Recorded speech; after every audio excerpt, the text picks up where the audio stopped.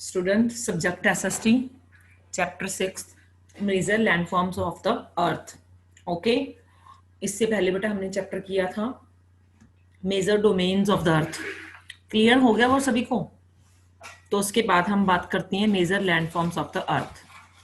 Okay, तो आज हम थ्योरी पढ़ेंगे इस चैप्टर की, साथ साथ मेरे पढ़ते जाओ, बुक्स ओपन कर लो अपनी सारे। ओके, इसके बाद मैं लास्ट में एक इसका पीडीएफ भी सेंड करूंगी, जिसके पास बुक्स नहीं है बच्चों के पास, वो बेटा उस पीडीएफ से पढ़ लें, ठीक है, चैप्टर को। तो let's start students. You must have seen some of the landform features in shown in the figure 6.1 below. ये मैं आपको दिखाई देती हूँ 6.1 में। ये आपको डिफरेंट डिफरेंट लैंडफॉर्म्स दिखाए गए हैं धरती के ऊपर। यू विल नोट्स, आपने नोट्स किया होगा बेटा, that the surface of earth is not in the same everywhere. Are you now बेटा, अर्थ कभी भी कहीं भी सरफेस जो होता है धरती का वो सेम नहीं होता। The earth has an infinite variety of landforms. ये वैरायटी होती है अलग अलग तरीकों की लैंडफॉर्म्स की। Some parts of the lithosphere rugged होते हैं और सम फ्लैट होते हैं, ठीक है। फ्लैट तो पता ही है आपको, प्लेन्स वाला एरिया जो होता है उसको हम बोलते हैं। These landforms are results of two processes. दो इनके processes से जाता है ये landform. You will be immersed now the ground. You are standing on a slowly moving, जिस पे आप चलती हो, जो आपका main ground surface area है within the earth. A continuous movement in taking place. The first on the internal process. दो तरीकों की प्रोसेसिंग होती है बेटा सरफेस एरिया में, इंटरनल और एक्सटर्नल। ये देख रहे हो ना, ये देखो यहाँ पे दिखाया गया है, क्या दिखाया गया है? माउंटेन्स एरिया, प्लेटिट्यूड्स दिखाए गए हैं, रिवर्स, लेक्स, प्लान्स जो एरिया है, हिल्स जो हैं, ठीक है, पेनिनसुला रिवर, आइलैंड्स दिखाए गए हैं। ये सारा कुछ अच्छे से रिवाइज कर लेना। उसके बाद है द सेकंड जो इसका प्रोसेस आता है एक्सटर्नल। मैंने पहले ही आपको बता दिया, external process of the continuous wearing during the rebuilding of the land surface, ठीक है ना। The wearing away from the earth surface is called erosion, उसे हम एरोजन बोलते हैं, ठीक है। एरोजन आपको पता ही है, जैसे सॉयल एरोजन होता है, धरती का जो भूमि का जो पार्ट होता है उसका कटाव, उसकी सतह जो है कट होती है। The surface is being lowered by the process of erosion and rebuild by the process का डिपोजिशन। अगर जब हम कोई भी धरती का जो एरिया होता है इरोजन में आता है और दोबारा रीबिल्ड होता है, उसे हम डिपोजिशन बोलते हैं। These two processes are carried out the running water, ice and wind, ठीक है। Broadly we can group different landforms depending on elevation of the slope as mountains, platitudes and plains. Today we first discuss about mountains. A mountain is any natural equivalent of the earth's surface. Mountains may have a small summit and a broad base, ठीक है। It is considerable higher than the surrounding area. Some mountains are even higher than the clouds.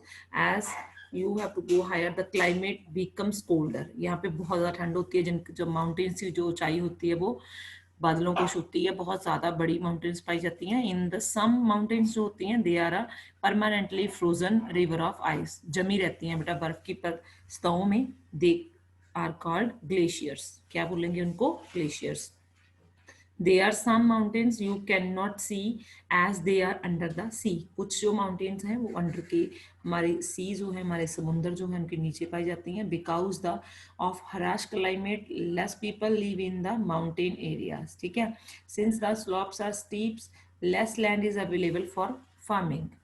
Farming के यहाँ पे लिए, farming होती है हमारी खेती, एग्रीकल्चर, उसके लिए यहाँ पे बहुत लेस जो लैंड है मिलती है, क्योंकि माउंटेन्स एरिया में फार्मिंग के लिए जो होती है प्लेन्स एरिया चाहते मिल होने चाहिए, वो इजी नहीं मिलती, क्रस्टेड एरिया ज़्यादा मिलते हैं। ये आपको देखो एक माउंटेन्स की पिक्चर दिखाई गई है। उसके बाद देखो माउंटेन्स में be arranged in a line known as a range, उसको हम रेंज बोलते हैं।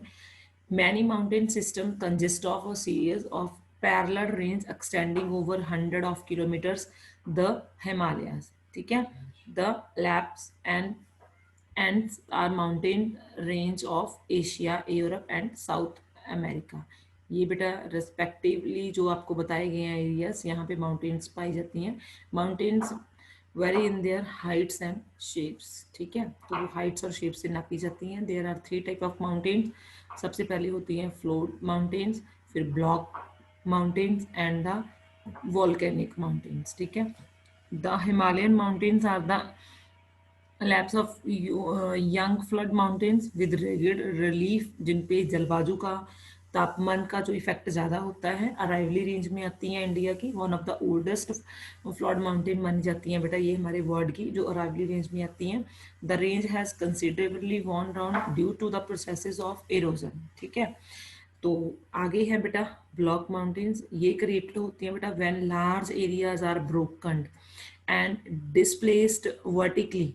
ये देखो आपको पिक्चर में भी दिखाया गया है, ठीक है। या ये जो आप कह सकते हो चट्टानों के टूटने के द्वारा, ठीक है, ये लिफ्टेड होती हैं ब्लॉक्स एंड टर्म्स में, जिसको हम क्या बोलते हैं, हॉर्सेस, एंड द लोअर जो पार्ट होता है उसको हम ग्रेबेन बोलते हैं। उसके बाद बेटा ये वॉल्केनोज माउंटेन्स होती हैं that due to no volcano activities, ठीक है।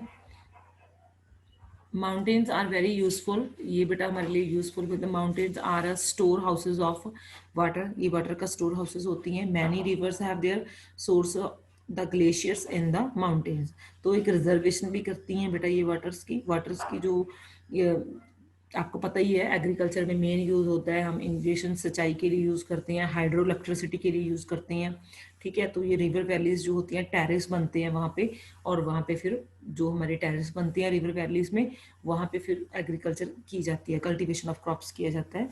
तो ये जो है रिच वेराइटी होती है, फ्लोरा और फोना इसकी जो टाइप्स हैं उधर की। तो जब फॉरेस्ट प्रोवाइड फ्यू शेल्टर्स, वहाँ पे बेटा क्या बनते हैं, शेल्टर्स बनते हैं रहने के लिए, ठीक है। मतलब पहाड़ों के ऊपर जो घर बनाई जाती हैं वो टेरेस के ऊपर शेल्टर की तरह बनाई जाती हैं। ये देखो ये आपको वॉल्केनिक माउंटेन्स की पिक्चर दिखाई गई है जिसमें मैग्मा बिल्ड है बहुत। आगे बेटा आपको बताया गया है प्लेटिट्यूड्स, ये होते हैं पर्वत बेटा, ठीक है। A plateau is an elevated flat land, ये फ्लैट लैंडेड होते हैं, ठीक है, टेबल लैंड स्टैंडिंग भी बोलते हैं इनको। A platitude may have one or more slides with steep slopes, ठीक है। जो चट्टानों की तरफ से बुरे हुए जो पार्ट हो सकते हैं इसके, ठीक है, थोड़े से कटे हुए हो सकते हैं। Height of plateaus over varies from few 100 metres to several thousands metre, इतनी लंबी चौड़ाई हो सकती है बेटा, इतनी लंबी चौड़ाई के पर्वत पाए जा सकते हैं। प्लेट्यूड्स लाइक माउंटेन्स हैं, मे बी यंग और ओल्ड, ठीक है। तो जो हमारा Deccan plateaus in India is one of the oldest plateau माना जाता है बेटा, ठीक है। और अफ्रीकन जो प्लेट्यूड है उसके बाद है वेस्टर्न प्लेट्यूड इन ऑस्ट्रेलिया, ये इसकी एग्जांपल है। तिब्बत प्लेट्यूड बेटा ये भी बेस्ट माना जाता है, ये सबसे हाईएस्ट प्लेट्यूड माना जाता है वर्ल्ड में। इसकी हाइट मानी जाती है 4000 से 6000 metre above the mean sea level, ठीक है, समुद्री से अगर हम इसकी नापें इसकी ऊंचाई। Plateaus are very useful because they are rich in mineral deposit, बेटा इन्होंने इनको सबसे अच्छा क्यों माना जाता है प्लेट्यूड्स, क्योंकि इनमें मिनरल डिपोस्ट होती है, यहाँ से बहुत सारी माइंस मिलती हैं हमें, है ना। मिनरल्स तो समझते हो ना, हमारे एनर्जी मिनरल्स, जैसे कोयला मिलना, सोना मिलना, है ना, चांदी, ये सारा कुछ, ये जो हमारे मिनरल्स होते हैं ना।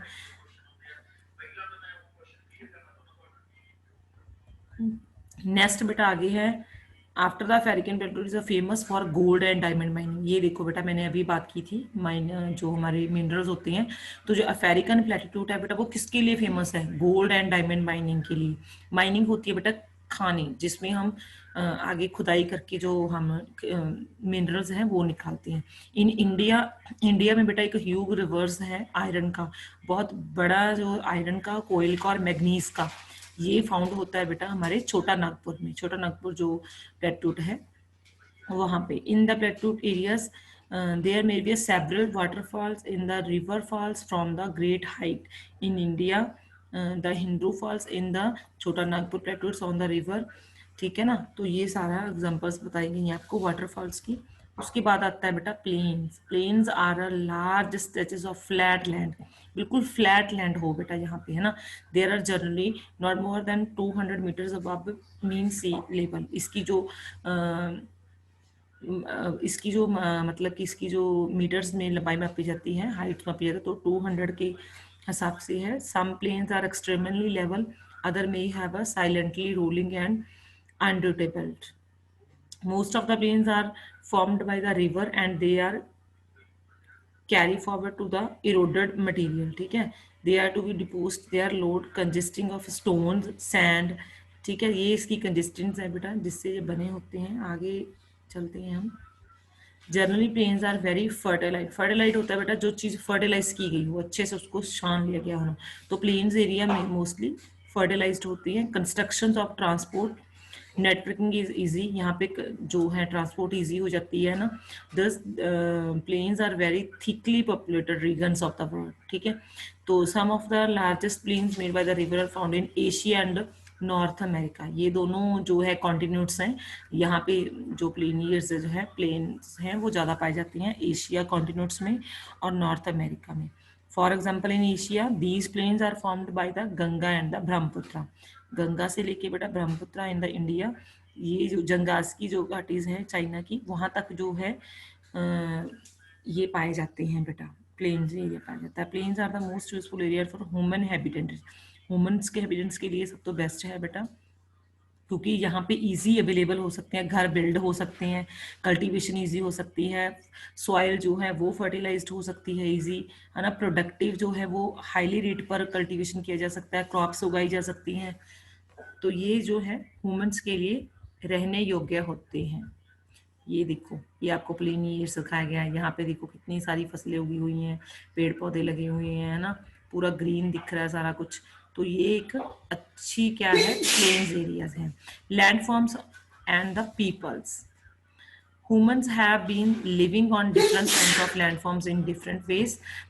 Life is difficult in mountainous areas. अगर हम बात करें तीनों की तो माउंटेन्स एरिया की लाइफ जो है वो डिफिकल्ट मानी जाती है. Plains provide a much better conditions. लेकिन प्लेन्स जो एरिया होता है वहाँ पे बेटर कंडीशंस मिलती है बेटा ह्यूमंस को. It is easy to grow crops. पहले वाली बातें ही आ गई कि ईजी जो है क्रॉप्स ग्रो कर सकते हैं हम, बिल्ड कर सकते हैं हाउस को. और रोड इन अ प्लेन्स माउंटेन्स में ये सब कुछ पॉसिबल नहीं होता. ठीक है, वहाँ पे भी टेरेस बना के होती है एग्रीकल्चर, लेकिन पैडी एग्रीकल्चर होती है, मुश्किल से होता है बहुत. ठीक है, तो can you point out some difference in the way people live on different kinds of landforms. तो हम इस क्वेश्चन को पॉइंट आउट करेंगे. तो समटाइम्स नेचुरल क्लाइमेट्स जो है बेटा वो चेंज होते हैं. जैसे अर्थक्वेक्स आ गए. अर्थक्वेक्स तो समझते हो ना, जैसे भूकंप आ गया है ना, वॉल्केनो एक्टिविटीज होती हैं, स्टॉर्म्स आ गए, फ्लड आ गए, है ना. तो ये इस सबको हम क्या बोलेंगे, नेचुरली क्लाइमेट चेंजेस बोलेंगे, जो कुदरत के द्वारा चेंजेस होती हैं. तो इसका भी हमारी लाइफ और प्रॉपर्टीज पर इफेक्ट पड़ता है. ठीक है, ह्यूमंस की लाइफ पर और उनकी प्रॉपर्टीज पर. तो you may find out from your, अगर आप अपने इर्द गिर्द सराउंडिंग देखोगे तो बेटा आपको पता चलेगा कि अपनी हमारा जो एरिया है वो कहाँ तक पानी से घिरा हुआ है और कितना जो पार्ट है वो वेस्टेबल कर रहे हैं हम उसको. तो वो लैंड वेस्टेबल मैनर्स माना जाता है उसको. ठीक है, तो उसके लिए हमें हमारी जो लैंड है उसको, ये देखो प्लूटेड रिवर दिखाई गई है जैसे हमें, तो इसको हम क्या कर रहे हैं, खराब कर रहे हैं. तो इसके लिए हमें क्या करना चाहिए, जो गार्बेज है जो है वो एक अच्छे तरीके से उसको हम मैनेज करें और डर्टी ना करें, ना ही एक वाटर्स को ना ही रिवर्स को अवॉइड करें इस चीज़ों को, ताकि हम हमारे जो नेचुरल चीज़ें हैं उसके प्रति केयरलेस ना हो. ठीक है, अच्छे से उसको मैनेज करके रखें. ये देखो बेटा, look carefully at the photographs. आप ये देखो, इन्होंने एक सेंटेंस भी लिखा हुआ है. तो इसमें क्या है, एक फोटोग्राफ दी गई है, name the land forms shown on photographs. ठीक है, ये देखो अलग अलग टाइप की दिखाई गई है. ये देखो राजस्थान एरिया है, यहाँ पे क्लाइमेट कितना हॉट डेजर्ट्स एरिया रहता है ना. तो यहाँ पे जो कैमल, जिसको शिप ऑफ डेजर्ट्स भी माना जाता है, उसका दिखाया गया है कि उसके द्वारा लोग जा रहे हैं. ये देखो यहाँ पे जो रिवर एरिया है हरा भरा ना.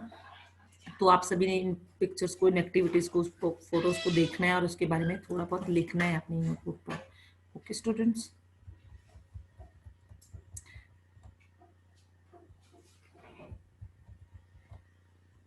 तो बेटा ये था इस आज का चैप्टर, जिसमें लैंड फॉर्म्स के बारे में ही बताया गया. धरती के रहने वाले हैं, जहाँ पे हमने तीनों एरियाज के बारे में बात की है, चाहे वो माउंटेन्स एरिया हो, प्लेटिट्यूड एरिया हो, ठीक है, पर्वतीय एरिया हो, और या फिर क्या हो, प्लेन्स एरिया हो. यहाँ पे हम इजीली रह सकते हैं. तो हमें क्या करना चाहिए, एक इम्पॉर्टेंस गिफ्ट देने चाहिए नेचर को, केयरलेस मैनर नहीं होने चाहिए। Available land is not only for use, it is our duty to leave the earth is better place for further generation as well, कि जो हमारी आने वाली जनरेशन हैं वो भी इस धरती को ऐसे ही मान सकें, इस धरती के जो सोर्सेज हैं उनके लिए अवेलेबल रहें। वो कैसे रहेंगे? जब हम अपनी जो अर्थ है, इसकी जो प्रॉपर्टीज हैं, इसकी जो नेचर थिंग्स हैं, उसको एज इट इज बनाए रखेंगे। वो एज इट इज बनाने के लिए हमें क्या करना चाहिए? फर्स्ट ऑफ ऑल हमें हमारा एरिया जो है वो पोल्यूटेड नहीं करना चाहिए, हमें वेस्ट ऐसे ही नहीं फेंकने चाहिए, गार्बेज यूज़ करने चाहिए, डस्टबिन यूज़ करने चाहिए, हमारे पानी को, हमारी रिवर्स को फर्टिलाइज करना चाहिए, ठीक है। वेस्टेज डर्टी नहीं बनाना चाहिए। अगर हम अपने वाटर को ही गंदा कर देंगे तो धरती का जो जीवन है वो ऑटोमेटिक खराब होता जाएगा, उसका एनवायरमेंट ऑटोमेटिक खराब होता जाएगा। तो बेटा लैंड फॉर्म्स जहाँ पे लोग रहते हैं तो वहीं पे लोगों को इस बात का ध्यान रखना चाहिए, ठीक है। तो ये था आज का बेटा लेसन, जो आपने अभी अच्छे से सुन लिया। ये इसकी थ्योरी है बेटा। इसकी जो क्वेश्चन आंसर है या इसकी जो एक्सरसाइज है वो मैं नेक्स्ट क्लास में डिस्कस करूँगी। तो बेटा जिनके पास बुक नहीं है तो मैं आपको अभी एक इसका PDF सेंड कर दूँगी, तो उससे अपने चैप्टर को रीड कर लेना है और इस वीडियो को अच्छे से केयरफुली सुन लेना है। तो बेटा ये जो आपको दिए गए हैं ना, अभी पिक्चर्स दी गई हैं, जैसे what type of house do you see in the photograph, तो आपने बताना है अपनी नोटबुक पर किस टाइप के हाउसेस देख रहे हो आप। माउंटेन्स के हाउस है ना, टेरेस टाइप हाउस है, पिक्चर नंबर 5 की बात कर रही हूँ मैं। उसके बाद ये देखो जैसे चाय की खेती हो रही है असम वगैरह एरिया में, तो ये कहाँ पे हो रही है? माउंटेन एरियाज में हो रही है, ठीक है। उसके बाद है प्लेटिट्यूड एरिया दिखाया गया है, ठीक है। उसके बाद ये जो सबसे लास्ट दिखाया गया 10 नंबर पर, ये फोटोग्राफ किसकी है? Name the two mean of transports shown in photographs, तो ये है प्लेन्स एरिया में दिखाया गया है ना। तो डिफरेंट डिफरेंट टाइप्स बताई गई हैं। तो आपने सभी ने क्या करना है, इन सभी पिक्चर्स के बारे में अपनी नोटबुक पर लिख लेना है अच्छे से, चैप्टर स्टार्ट करने से पहले। जब आप चैप्टर स्टार्ट करोगे ना तो चैप्टर के स्टार्टिंग में ऊपर लिखना है major landforms in the earth, ठीक है। तो उसके बाद आप इसकी जो पिक्चर्स हैं वो लिख के उसको डिस्क्राइब कर सकते हो, उसके बारे में थोड़ा बहुत हेडिंग के तौर पर लिख सकते हो। Okay students, got it.